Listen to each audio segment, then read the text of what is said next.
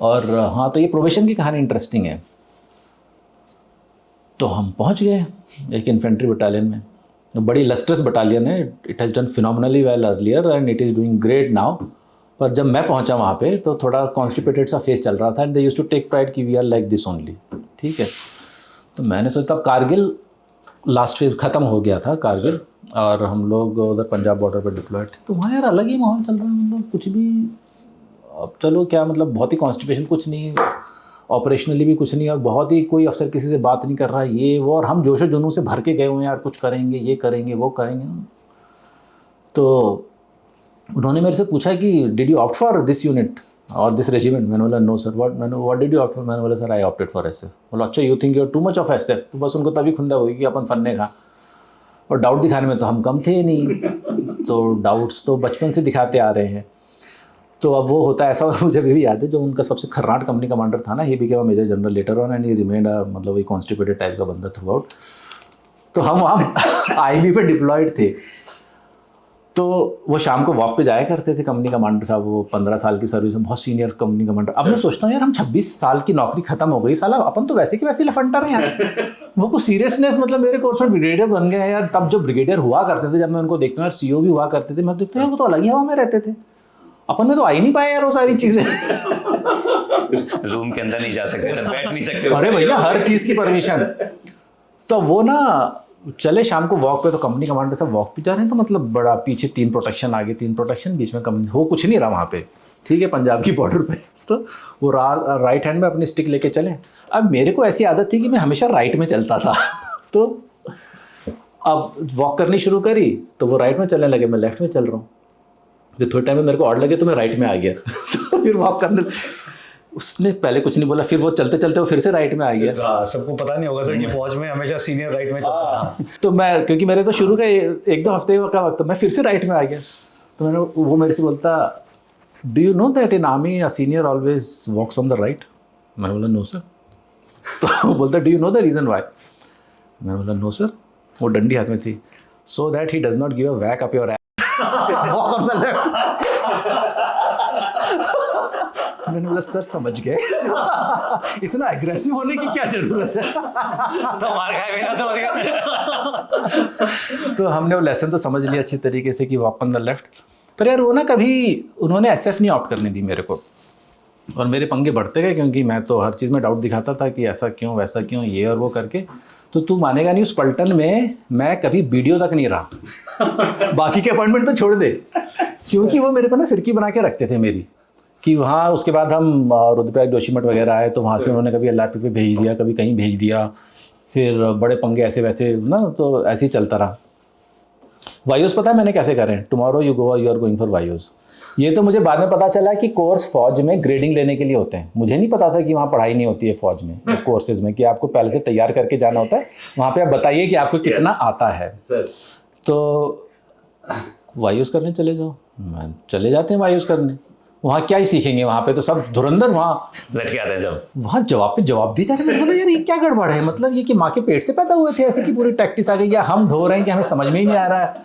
वहाँ तो इंस्ट्रक्टर भी एक्सपेक्ट नहीं करता कि आपको कुछ आता होगा, मतलब वो एक्सपेक्ट करता है कि आपको सब आता है, कुछ नहीं सीखने आए हो। बोला यार अगर यही कहानी है तो बॉल्स। फिर मैंने बोला मैं मजे करता हूँ यहाँ पे। तो मेरे को स्विमिंग का बड़ा शौक था, तो मैं तो रोज़ 80 लेंथ लाया करता था स्विमिंग की।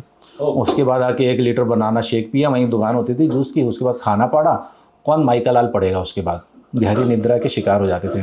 मतलब अगले दिन प्रैक्टिस का एग्जाम था। ये ड्रिल मैंने प्रैक्टिस के एग्जाम की पहले भी करी कि 80 लेंथ स्विमिंग की लगाकर आया हूँ, जूस पिया, आके सो गया हूँ। 2 साल लिखना था है, मालवा वाला जो चौराहा था। हाँ, 10 बार हुआ करता था ना एक। तो मेरे को कभी इसकी कुछ वो नहीं रही। मेरा एक ही इच्छा थी कि कमांडो कोर्स में अच्छा करूँ, कि क्योंकि अब वो था कि काबिलियत भी थी और लगता भी था यार कमांडो इंस्ट्रक्टर ये ऐसा वैसा करके। तब हमारी पलटन वैली में थी, और मेरे को कॉन्वॉय कमांडर कर रहा था मैं तब, श्रीनगर से रामबन का कॉन्वॉय कमांडर कर रहा था। तो अब थोड़ी सी इधर उधर बातें होती रहेंगी, तो जैसे याद आया तो नहीं बिल्कुल सर। श्रीनगर का जो ट्रांजिट कैंप है, अब तो बेचारा बाढ़ में बह गया वो। मतलब what a place it was, what a place, what a place. वो जो, और मैं 1 महीने रहा वहाँ पे। तो लोग छुट्टी से आने जाने वाले होते थे, और तब तो 2000 में, ये 99 या 2000 की बात है।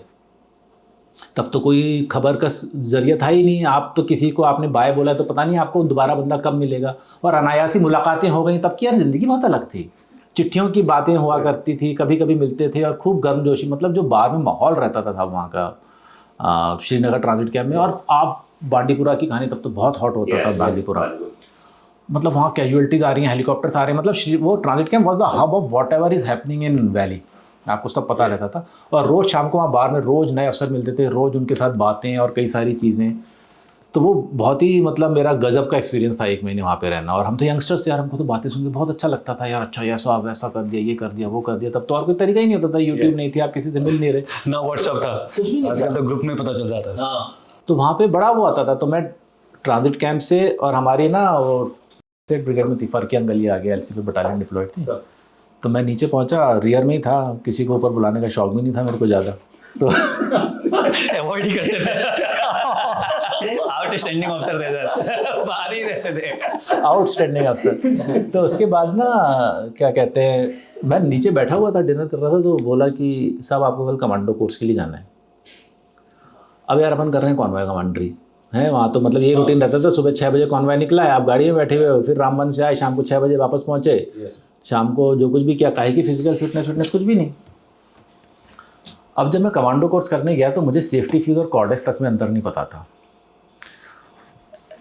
क्या पुल प्रेशर स्विच या एस जंक्शन वाई जंक्शन जो डेमोलिशन में सिखाते हैं, शेप चार्ज, अबे कुछ नहीं पता यार, कहाँ से पता होगा। और वहाँ तो आप पता भी नहीं लगा सकते। तो मैं यही जोतेन वोतेन के पीछे लग के भी क्या है, सेफ्टी को चीटिंग वीटिंग कर रहे हैं वहाँ, खुलेआम चीटिंग वीटिंग चल रही है, ऐसा ही कहानी चल रही है। तो किसी तरह में सब कुछ, और हमारा कोर्स एक्स्ट्रा ऑर्डिनरी यार, एक्स्ट्रा ऑर्डिनरी फिजिकली तो हम लोग, और आप आउटस्टैंडिंग।